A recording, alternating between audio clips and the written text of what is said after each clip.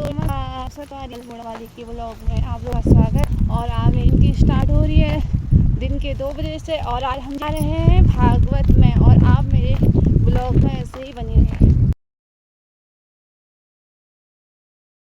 हम लोग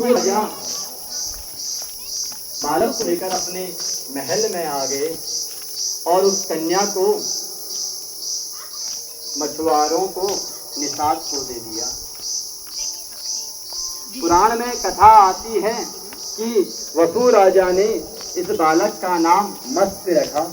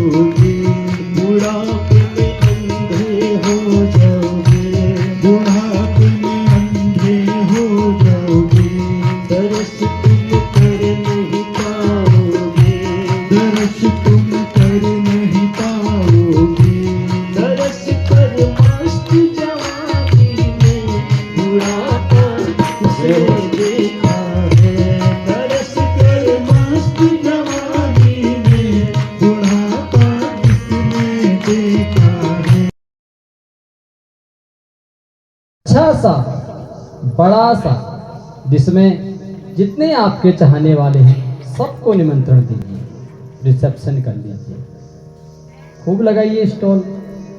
16 क्या 32 स्टॉल लगाइए, उसमें जिसको सोमरस पिलाना सोमरस पिलाइए, क्योंकि विवाह एक संस्कार है। पूर्व कथा में शिक्षा के विषय में मैंने बताया था कि पहले की शिक्षा और आज की शिक्षा में इतना अंतर क्यों है। पहले शिक्षा में साधन नहीं थे, संस्कार थे।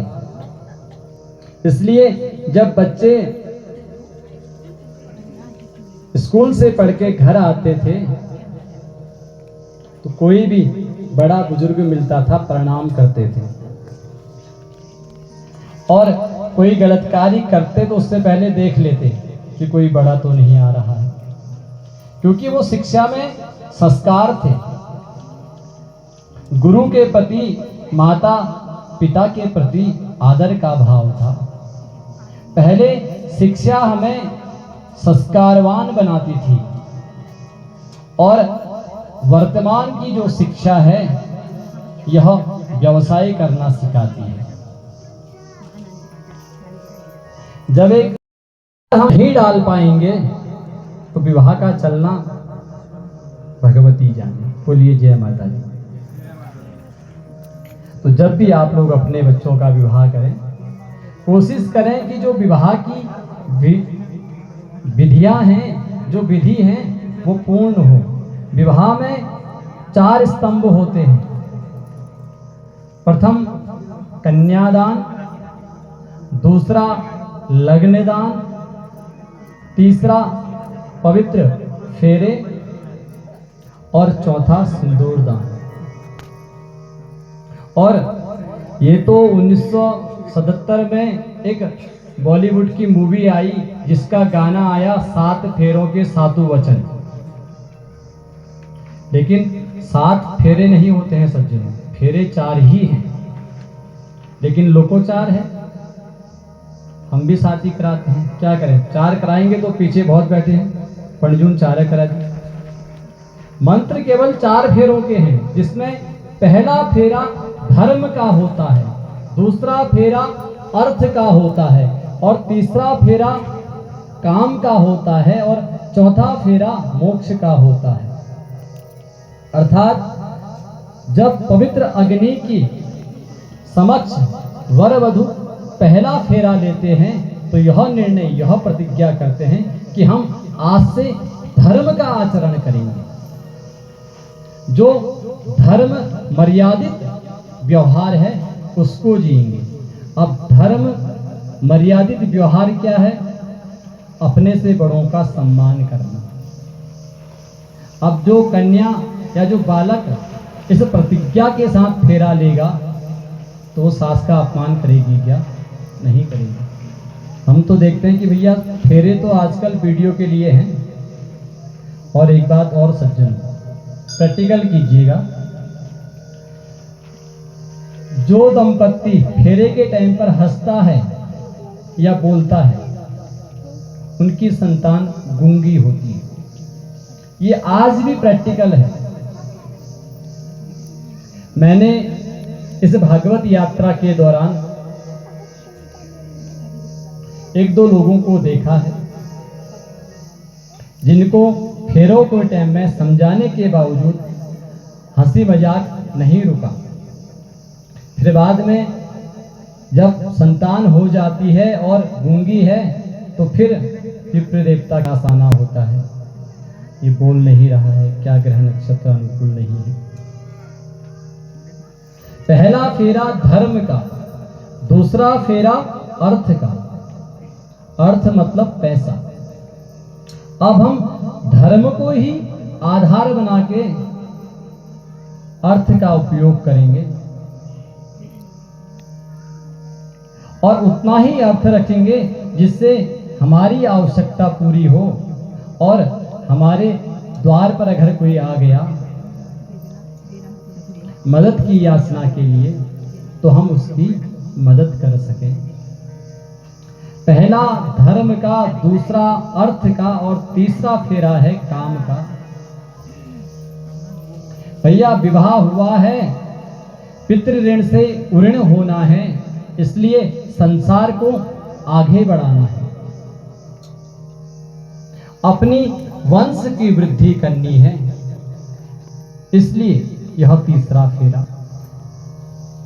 और जो चौथा फेरा है वह मोक्ष का है। शास्त्रों में यहां तक सारा जग है एक बंजारा, सारा जग है एक बंजारा, सबकी मंजिल तेरा द्वारा, सबकी मंजिल तेरा द्वारा। ऊंचे पर्वत लंबा रास्ता, ऊंचे पर्वत लंबा रास्ता, पर मेरे ना पाया से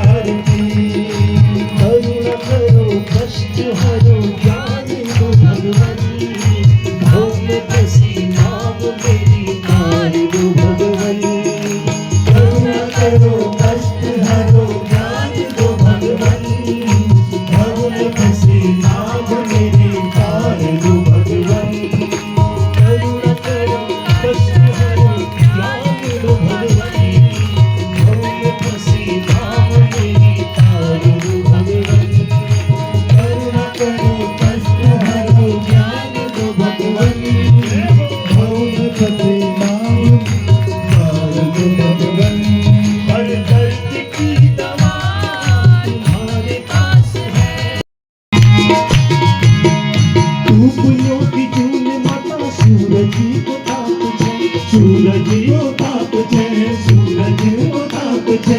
ओ दुनियानी नाच पाए तुझको की आस छे, तुझको की आस छे, तुझको की आस छे। रूपयों की धूम मत सूरज को ताप छे, सूरज को ताप छे।